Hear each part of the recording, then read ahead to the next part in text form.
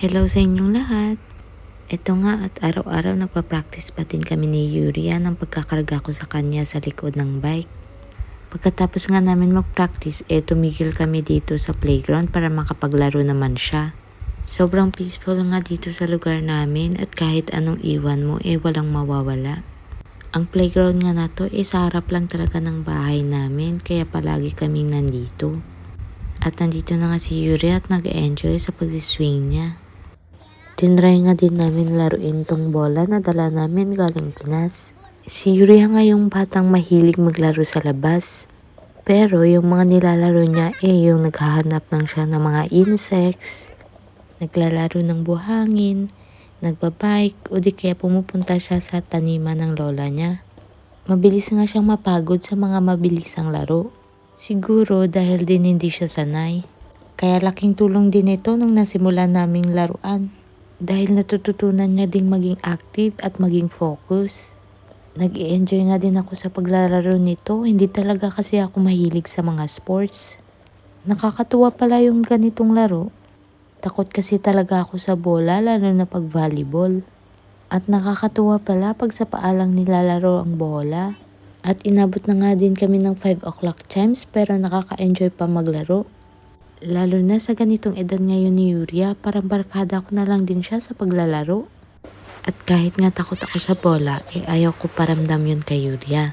Ayaw ko kasing maging katulad siya sa akin na introvert.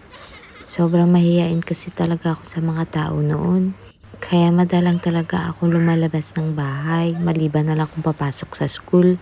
Napansin ko nga din ang pagiging mahihain ni Yuria sa mga lalaking nakakatanda. May ganun din kasi akong ugali noon. At gusto ko kasi talaga maging maliksi si Yuria kaya pinush ko talaga yung sarili ko kahit hindi ako ganong tao. Konting takbo nga lang namin dito napapagod agad si Yuria. Kaya minsan niloloko ko na nga lang din siya para matuloy ang paglalaro namin. Sobrang tamad talaga kasi ni Yuria pagdating sa pagtakbo at paglalakad. Narinig niyo ba yung tili? Ganyan ako katakot sa mga bola pag tinatapon sa akin. Kahit alam ko naman na hindi malakas magtapon si Yuria. Yung iniisip ko kasi agad matatamaan yung ulo ko.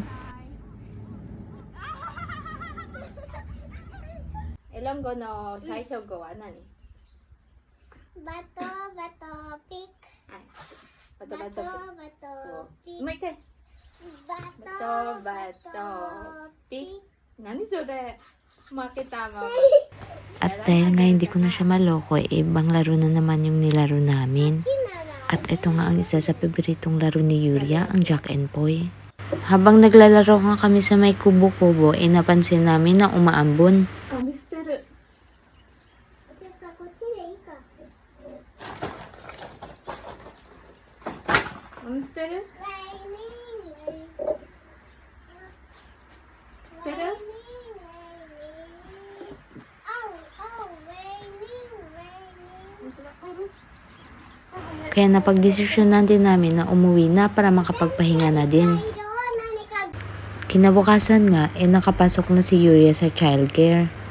Pero ako, pinagbigyan ko muna yung sarili ko na makapagpahinga ng ilang araw. Hindi pa nga ako nagsistart magtrabaho. At ito nga't bumili na din ako ng sandal na magagamit ko din sa trabaho. Medyo luma na din kasi yung ginagamit ko sa pang-araw-araw nung bumalik kami dito. Slip-on nga yung binibili kong sandal na ginagamit ko sa pang-araw-araw. Hindi kasi uso yung flip-flops dito pag lumalabas ka ng bahay. Isa din naman sa nagustuhan ko sa slip-on ay hindi makikita palagi yung kuko mo. Although gumagamit naman kami ng medyas dito, pag sa bahay lang kasi minsan tinatanggal ko talaga yung medyas lalo na pag summer. Madalang kasi talaga akong maglinis ng kuko, lalo na pagod parati sa trabaho. Nagustuhan ko nga yung sandal na to pero napansin ko parang maliit siya sa akin. Pero yung size niya, yun naman talaga yung size ko.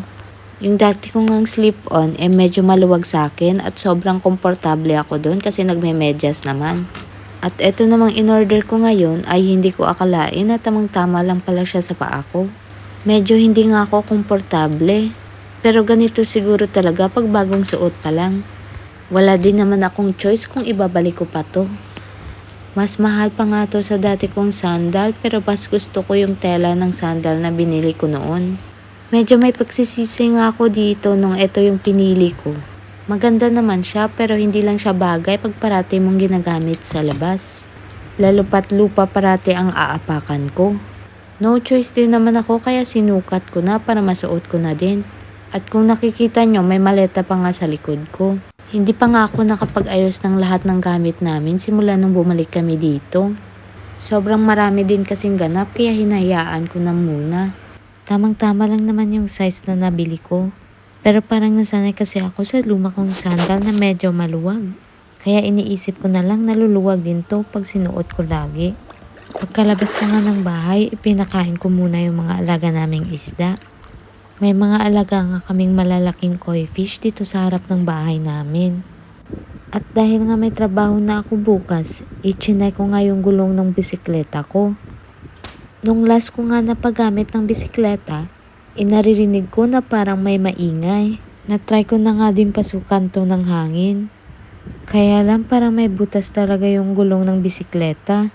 Kaya no choice ako kundi maglakad kami kinabukasan. Sapatos ni Hong alaw ay? Nga haw?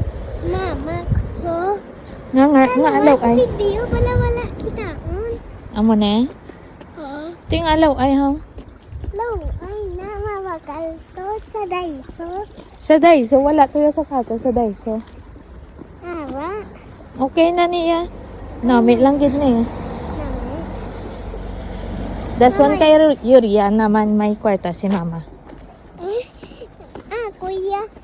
Kuya, mga 100. Kuya, ang kami, Papel nga kwarta. Nakuhanan ko nga ng video dito ang tuloy-tuloy na pagsasalita ni Yuria ng Ilonggo. Madami kasi gustong makarinig ng pagsasalita ni Yuria ng Filipino language. Habang nagpa-practice pa nga akong ikarga si Yuria sa likod ng bike, hinahatid ko nga si Yuria dito sa lola ng kaibigan niya. At ang lola nga ng kaibigan niya ang naghahatid sa kanya papunta sa childcare. At pag uwi nga ng bahay ay marami na namang dalang mga abubot si Yuria. Nag-visit nga daw ang pulis sa school nila para nga turuan silang tumawid sa daan. Isa nga ito sa mga tinuturo sa kanila para maging independent. At dito ko na nga din tatapusin ang vlog na to. Salamat sa panonood. Matane!